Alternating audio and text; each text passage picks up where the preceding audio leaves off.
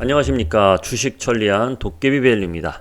제가 지난 금요일 날 마감 시황을 올려드리면서 일요일 날 영상을 하나 올려드리겠다 말을 했었는데 올려드리지 않았습니다. 그 이유는 시시각각 여기저기서 우크라이나 러시아 문제가 많이 나오고 있기 때문에 어떤 뉴스를 믿어야 될지, 어떤 뉴스를 듣고 판단을 내려야 될지 우리 투자자들이 어려울 것 같아서 저도 올려드리진 않았습니다. 왜? 마지막 뉴스가 가장 중요한 거거든요. 예를 들어서 금요일 날 장 끝나고 토요일 날 러시아 우크라이나 공격 가능성 높아, 이런 뉴스가 나왔어. 그럼 불안하죠. 그런데 일요일 날은 또 공격 가능성 낮아짐, 이런 뉴스가 나오면 또 180도 분위기가 바꿔지는 거고. 그래서 저도 계속 뉴스를 보다가 그 수많은 뉴스 중에 저는 딱 하나만 제 머릿속에 입력이 됐습니다. 공격 가능성 높다. 지금 뭐 포탄이 왔다 갔다 하고 있지 않습니까?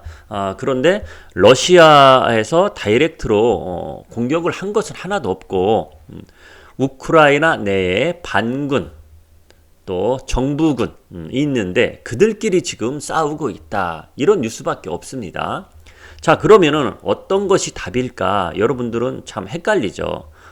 그래서 제가 여러분들이 답을 찾기 쉽게 팩트 몇 가지만 올려드리겠습니다. 그럼 판단은 여러분들이 하시면 되는 겁니다. 자, 지지난주 결과만 놓고 보면은 제가 이번 주는 어떻게 될 것 같다, 이번 주는 어떻게 될 것 같다, 2주 동안 제가 유튜브에 올려드렸습니다. 근데 흐름이 그대로 그렇게 흘러가면서 마감이 됐습니다. 그건 잠시 후에 제가 우리 증시 차트 보여드림에 다시 한번 말씀드리고요. 자, 그래서 저는 그 수많은 뉴스 중에 어떤 것만 들어왔느냐. 우크라이나 대통령 푸틴한테 회담 제안했다. 전 이거밖에 안 들어왔어요. 자, 회담을 제안했다는 거는, 자, 여러분 잘 보세요. 둘이 맞붙으면 누가 이기겠어요? 당연히 러시아가 이기겠죠. 그렇죠?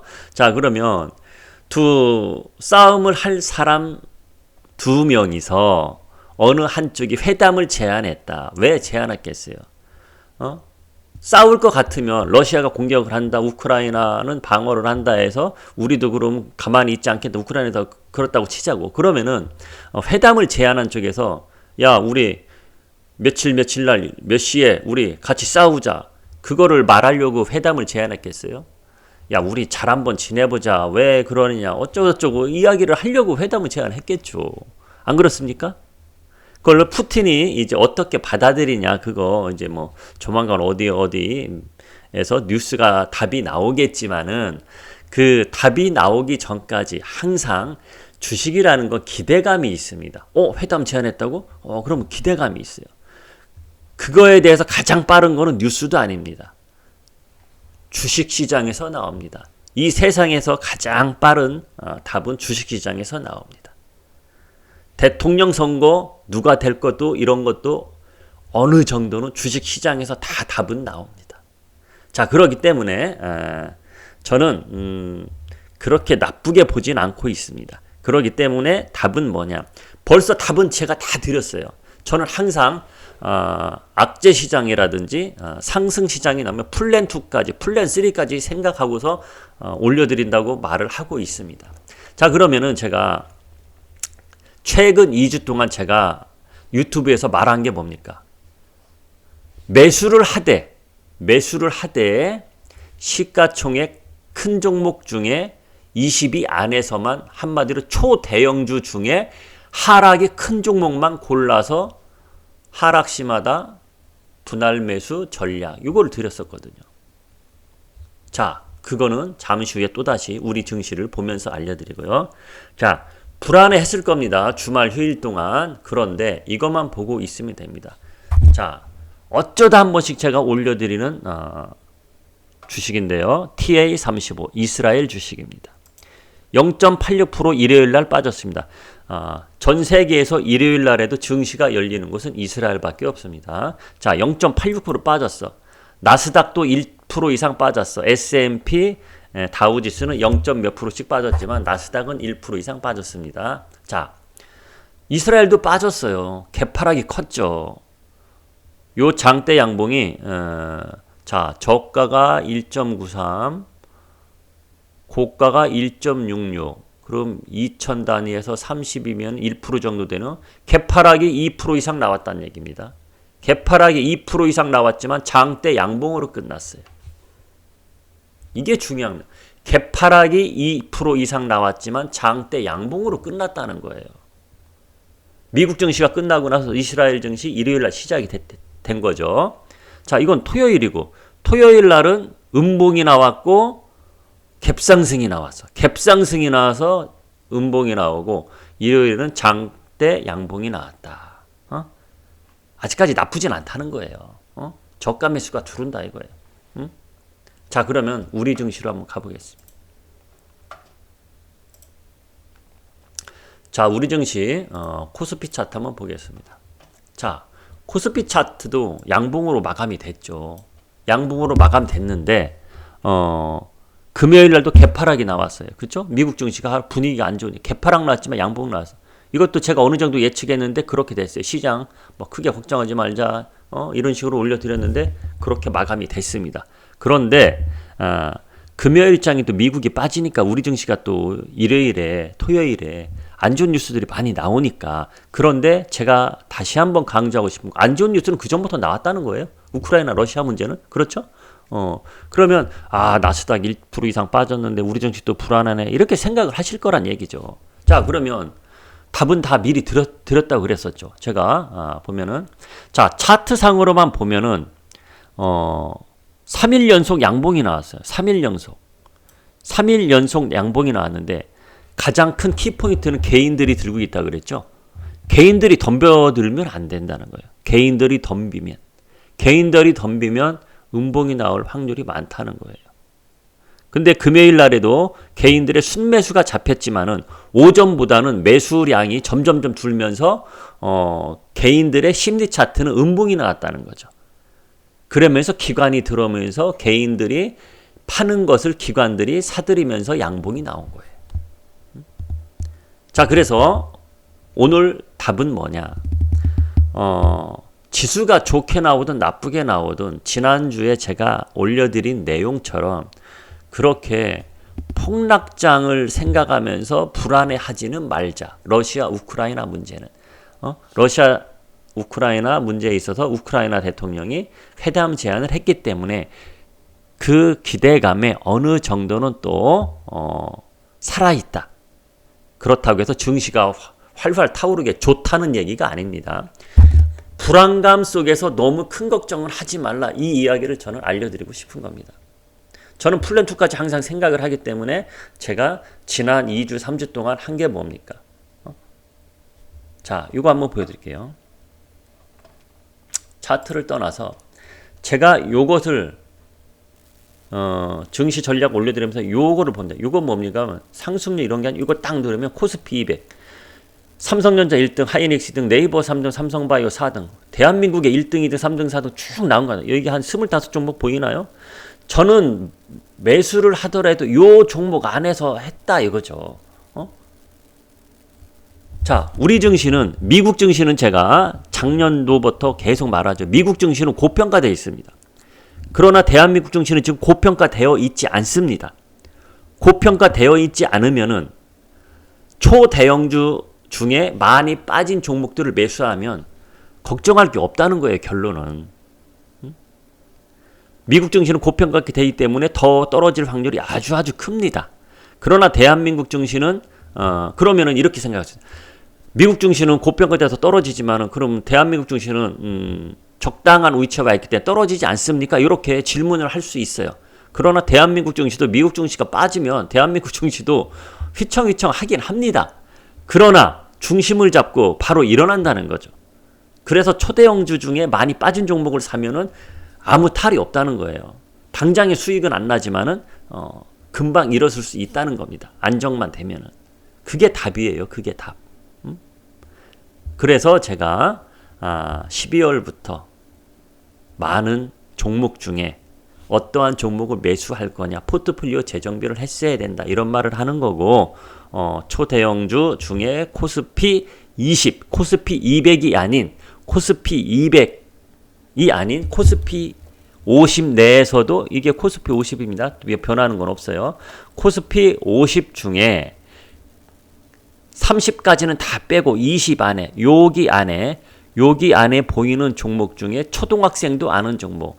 예를 들어서 뭐 여기 중에 뭐 크래프톤 뭐 어쩌고 이런 거 뭐 초등학생은 모를 수도 있어요. 게임하는 애들은 알겠지만 모를 수도 있어요. 그러나 삼성, LG, 뭐 네이버, 카카오, 기아, 현대, 포스코 이런 거 초등학생도 다 안다는 거죠. 이런 메이저 종목 중에 차트를 보면 많이 빠진 종목만 매수하면 아무 탈이 없다는 겁니다. 그래서 러시아 우크라이나 문제는 오늘 당장 그러니까 토요일 일요일 쉬는 동안에 수많은 러시아 우크라이나 문제가 나쁜 뉴스가 많이 나오잖아. 그거 걱정하지 말자는 얘기죠. 이스라엘도 개파락이 나왔지만 양봉으로 장대 양봉으로 마감이 됐고 그게 걱정하지 말자 이겁니다. 저는 오늘은 이 이야기만 올려드리면서 오늘 전략을 줄일 거예요. 어떠한 종목이 좋다, 어떠한 종목이 이런 이야기는 필요가 없습니다. 왜냐? 어떠한 종목이 좋다는 거는 어느 정도 그래도 안정성이 있을 때 올라갈 타이밍. 제가 지난주에는 그래도 종목 이야기는 조금씩은 했습니다. 그러면 한번 보자고요. 올라왔잖아요. 지난주에는 이렇게 올라왔잖아요. 불안 속에 떨었지만 올라왔단 말이에요. 그러나 이번 주는 지수가 어떻게 될지는 지난주처럼 제가 지난주는 긍정적으로 말했지만 이번 주는 지수가 위로 더 올라갈 거냐 2800을 향해서 요거는 장담은 못합니다. 장담은 못해요. 지난주까지는 제 눈에 보였어요. 지난주까지는 제가 이렇게 급락이 나오고 나서 여기서도 제가 저가 매수를 여기서 들어갔지 않습니까? 여기서 미리 들어간 거예요. 카카오뱅크였잖아. 결론은 카카오뱅크로 25% 수익을 봤어요. 20% 이상 수익을 봤단 말이에요. 이 하락장에, 급락장에. 그런데 이번 주, 저번 주 그러니까 오늘 시작하는 이번 주가 아니라 지난주죠. 지난주와 지지난주는 제가 시장 흐름을 내다본 대로 움직였다는 얘기죠. 그런데 이번 주는 지수 흐름은 솔직히 안개 속입니다. 안개 속에서 어떻게 행동을 해야 될까요? 안개 속에서는 행동 안 하는 게 가장 좋습니다. 요즘 기상청 사람들이라는 드라마가 나오는데 거기 보면 어제 보니까 전 세계에서 안개가 가장 교통사고 나게끔 끼는 나라다. 뭐 얘기가 좀 이상한데 기상청 사람들 보면 어떠한 기자가 강원도 산간지방에서 안개 때문에 차량 접촉사고가 많이 났다. 그러면서 그 기자가 뉴스를 올립니다. 이렇게 올립니다. 대한민국 기상청 사람들은 왜 비가 올 거고 뭐 그런 이야기는 하면서 안개가 낄 거고 이런 이야기는 왜 디테일하게 올리지 않느냐. 기상청 사람들을 한마디로 까죠. 어느 기자가. 그러면서 기상청 그 총괄 과장이라고 하나요? 그 사람이 이렇게 말을 합니다. 대한민국은 삼면이 바다고 강원도 쪽은 특히 산이 많고 대한민국은 70%가 산이기 때문에 그거를 우리가 자세한 내용을 올릴 수가 없다. 변동이 심하기 때문에. 이런 이야기가 나옵니다. 대한민국 증시도 똑같습니다. 전 세계에서 변동성이 가장 크고 전 세계에서 투자하기 가장 힘든 나라가 대한민국입니다. 그래서 대한민국에서 주식에서 성공하는 사람은 전 세계 어디 가서도 전 세계 흐름이 다 보이는 겁니다. 답은 그겁니다. 제가 저를 아는 사람은 제가 유튜브를 1년 지금 하고 있는데 제가 말하죠. 유튜버는 초보지만은 주식 흐름은 전문가는 누구한테도 뒤처지지 않는다. 저는 자신 있게 말을 합니다. 시황 전략을 보는 눈은. 근데 1년 동안 그 흐름을 보신 분들은 본인들이 답을 찾은 거예요. 여기저기 뉴스보다 이 도깨비밸류가 말하는 거 신빙성은 있구나. 그걸 느끼신 분들은 그냥 제 말을 믿고 따라가시면 되는 거예요. 여기서 뉴스 저기서 뉴스 듣고 그것을 정리해서 본인이 판단을 하고 마우스를 하는 거 아닙니까? 그렇잖아요. 그죠? 답은 그거다. 증시가 힘들 때는 가만히 있는 게 답이고 여기저기서 중소형주 떠들어대는 종목을 괜히 매수했다 물리지 마시고 초대형주 중에 그 중에도 차트상으로 허리 밑에 있는 종목을 매수해서 가면은 좋은 일이 있을 것이다. 이게 답이었어요. 작년 11월부터 허리 밑에 종목을 매수하라. 초대형주. 이런 말을 제가 계속 언급을 했습니다. 지금에 와서 그게 이제 역시 그 말이 맞았어. 항상 이 주식 투자하는 사람들은 시간 지나서 그 말이 맞았어. 답이 그거거든요. 그래서 다시 한번 말하지만 이번 주는 지수는 크게 신경 쓰지 말자. 기술적으로 대한민국 흐름은 나쁘지는 않다.